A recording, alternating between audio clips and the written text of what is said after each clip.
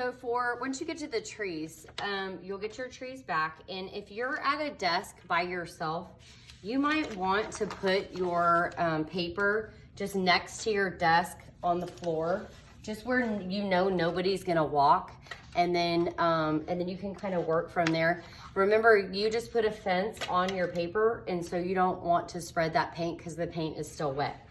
So what you're gonna do is you're gonna pick how many trees you want to add. I think in the lesson it says between 3 and 5 trees. So you wanna kind of pick the good ones.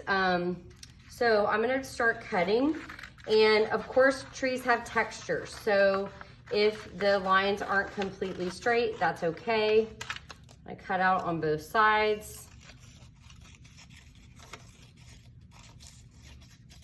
And there we go.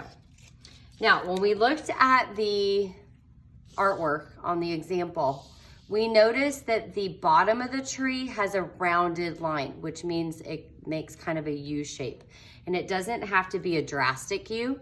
So what I do is look at the tree, decide which part is gonna be in my snow, and I just very carefully cut a little U, and it doesn't have to be very much, but just a little U in the bottom, and that's gonna be in my snow, okay? And then I can either go to the floor and you're welcome to sit on the floor to do that. If you're sitting at a desk, that's totally fine. And then I'm gonna figure out where I want to add it to my artwork. So when you're adding it to your artwork, if you notice, the tree has to be in your snow, and the top of it's gonna go past the top of the paper, and that's okay. You want it to do that. If you cut it, it's gonna end up short, and it's gonna look like somebody tried to chop your tree down, and you don't wanna do that. So then what I do is I add some dots of glue on the back, and I'm gonna add it to my artwork. Okay, and I'm not gonna trim it. I'm just gonna keep going.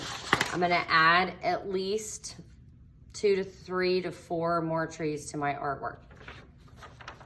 Some of your trees can be closer together and some of them can be farther apart as long as they're in the snow.